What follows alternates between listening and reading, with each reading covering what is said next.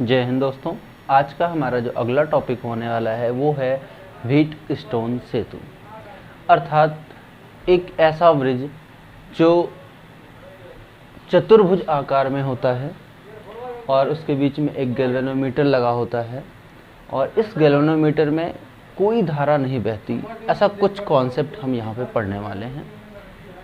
आपको बता दें, व्हीटस्टोन सेतु का जो निर्माण है उसका निर्माण इंग्लैंड के एक वैज्ञानिक ने, जिनका नाम था प्रोफेसर व्हीटस्टोन, उन्होंने किया था।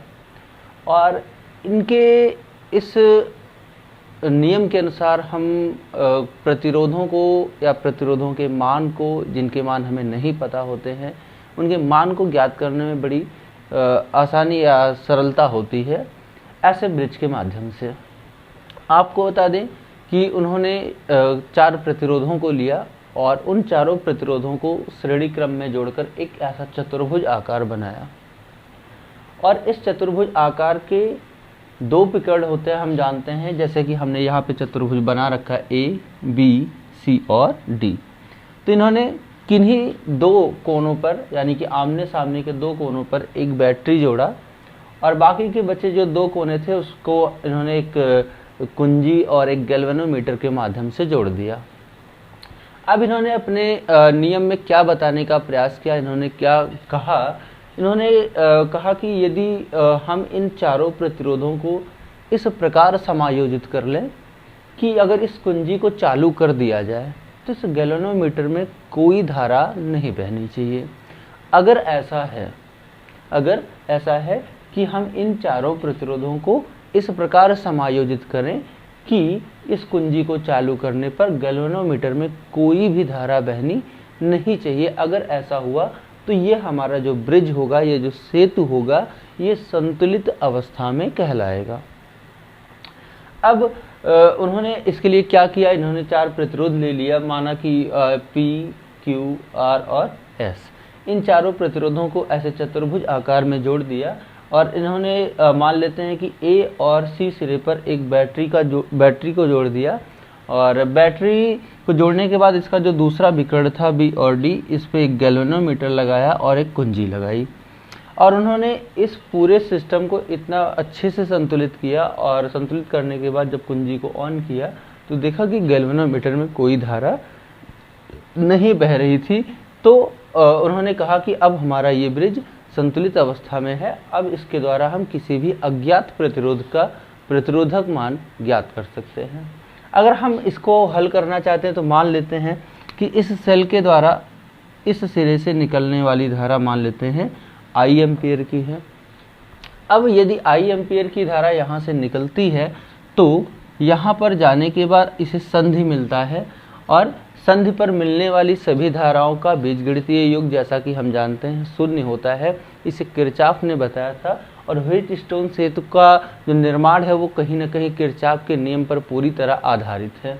तो यहाँ से I धारा निकलती है और ये धारा यहाँ पर जाने पर 2 भागों में बट जाती है। इस तरफ जाती है I1 धारा और इस तरफ जाती है I2 धारा। अर्थात हम ऐसा कह सकते हैं कि I = I1 प्लस I2, ठीक है ना, कि समस्त धाराओं का बीजगणितीय योग, किसी भी संधि पर मिलने वाली समस्त धाराओं का बीजगणितीय योग क्या होता है, 0 होता है। ये धारा इसमें I1 जाती है और इसमें I2 जाती है और फिर यहाँ पे ये आती हैं धाराएं और इधर मुड़ जाती हैं। इसमें जाने वाली धारा I1 और इसमें भी जाने वाली धारा I2 हो जाती है। यहाँ पे दोनों धाराएं आकर मिल जाती हैं, I1 और I2, और पुनः दोनों धाराएं जुड़कर इसमें I धारा होकर बैटरी के ऋण सिरे पर आकर के समाप्त हो जाती है। अब यदि यहाँ हम किरचॉफ के नियम को अप्लाई करें तो हम देखते हैं कि यहाँ पे 2 बंद पास बन रहे हैं।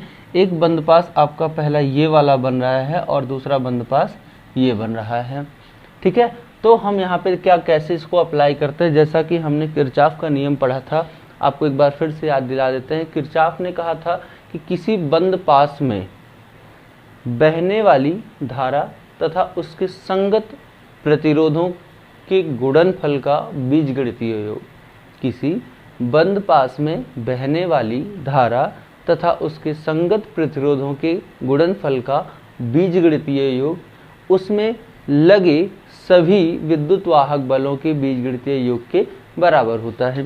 तो अगर हम बंद पास यहाँ पे लेते हैं ए बी डी ए, यहाँ पे हम अगर बंद पास लेते हैं और यह किरचॉफ का नियम लगाते हैं, बंद पास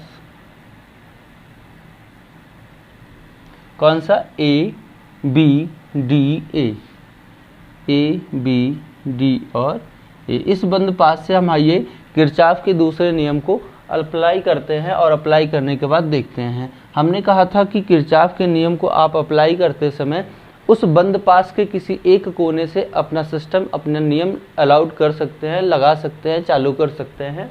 तो यहाँ पे हमने बिंदु ए को सेलेक्ट किया है। अब हम ए से डी की तरफ भी जा सकते हैं, ए से बी की तरफ भी जा सकते हैं, स्वतंत्र हैं आप, चाहे आप ए से बी की तरफ चलिए और चाहे ए से डी की तरफ चलिए। तो हम चलिए आपको लेकर चलते हैं, ए से डी की तरफ लेकर चलते हैं। अगर हम ए से डी की ओर चलते हैं तो हम देख रहे हैं कि हम जिस दिशा में खुद चल रहे हैं उसी दिशा में धारा का प्रवाह भी हो रहा है। अर्थात यहाँ पे हम कह सकते हैं I2 इंटू एस, जहाँ पर एस कौन है, ये प्रतिरोध का मान है। आगे बढ़ते हैं, यहाँ पर देखते हैं कि कोई धारा नहीं है और यहाँ पे आने के बाद इधर चलते हैं तो देखते हैं कि हमारे चलने की दिशा तो ये है, लेकिन धारा की दिशा क्या है, इसके विपरीत है। अर्थात इस रेजिस्टेंस और इस धारा का गुणनफल तो होगा, लेकिन इसका गुणनफल इस बार ऋणात्मक लिया जाएगा, अर्थात ऋण I1 इंटू पी। आगे देखते हैं, मैंने कहा कि बहने वाली धारा, बंद पास में बहने वाली धारा तथा उनके संगत प्रतिरोधों के गुणनफल का बीजगणितीय योग निकालने के बाद हम क्या करते हैं, उसमें लगे सभी विद्युत वाहक बलों के बीजगणितीय योगफल के बराबर कर देते हैं। क्या आपको ए, डी, बी और ए में कोई बैटरी या कोई सेल आपको दिख रहा है? तो आप कहेंगे नहीं, अर्थात कोई सेल नहीं है, तो यह समीकरण आपका बन जाता है 1 अर्थात 0। अब हम बात करते हैं दूसरे बंद पास की। दूसरा बंद पास जैसा कि आप देख रहे हैं यहाँ सी बी डी सी, दूसरा बंद पास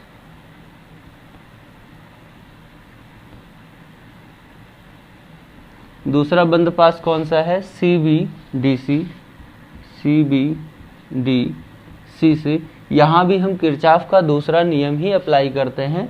आप स्वतंत्र हैं सी से इधर या डी से इधर या बी से इधर, आपको बंद पास यही बड़ा वाला ही लेना है। आप किसी भी बिंदु से अपने बंद पास के नियम को यहाँ पे अप्लाई कर सकते हैं, चाहे सी से, चाहे बी से, चाहे डी से, आप फ्री हैं। तो चलिए इस बार हम शुरुआत करते हैं बी से कर लेते हैं। तो बी से चलने के लिए हम इधर भी स्वतंत्र हैं और इधर भी स्वतंत्र हैं, तो चलिए हम इधर की तरफ चलने का निर्णय लेते हैं। बी से अगर हम इसकी तरफ जाते हैं तो देखते हैं धारा की दिशा वही है जिस दिशा में हम चल रहे हैं, अर्थात इनका गुणनफल क्या हो जाएगा, I1 और रेजिस्टेंस का मान कितना है, Q, और सही दिशा में है इसलिए पॉजिटिव। आगे बढ़ते हैं, हम सी पर पहुंचते हैं। सी पर पहुंचने के बाद इधर चलते हैं तो देखते हैं धारा की विपरीत दिशा में, क्योंकि हम तो इधर चल रहे हैं लेकिन धारा हमारी विपरीत दिशा में है, तो इनका I2 और किसका, R का गुणनफल जो कुछ भी होगा वो ऋणात्मक होगा। अब देखते हैं कि आगे कोई रेजिस्टेंस नहीं है, अर्थात अब सेलों की बारी है कि सेलों का हम बीजगणितीय योग निकालेंगे। लेकिन देख रहे हैं कि बी सी डी बी में कोई भी सेल नहीं लगा हुआ है, अर्थात इसका भी मान क्या हो जाएगा, 0 हो जाएगा। समीकरण नंबर 2 हो जाता है। अब यहाँ पे हम समीकरण 1 को 2 से अगर भाग देते हैं तो आइए देखते हैं ये मान क्या आने वाला है। तो यहाँ पे इनको हल करते हैं, ये हो जाता है I2S is equal to I1R, और इनको हल करते हैं तो ये होता है I1Q is equal to I2R is equal to, ठीक। तो यहाँ पे समीकरण 1 को हम 2 से भाग देने वाले हैं। तो जब समीकरण 1 को 2 से भाग दिया जाता है, 1 को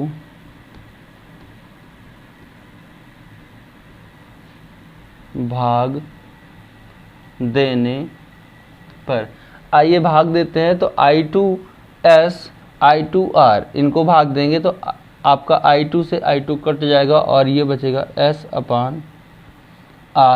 यहाँ पे इसको इससे भाग देते हैं, I1 से I1 कैंसिल हो जाएगा और ये R था, I2 S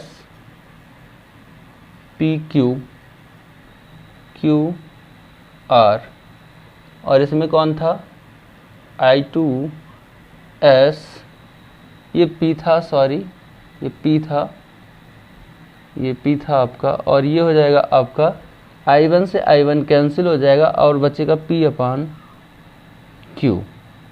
यानी कि आपको यहाँ पे चारों प्रतिरोधों के नाम दिखाई दे रहे होंगे। P/Q इज इक्वल टू क्या होता है, S/R।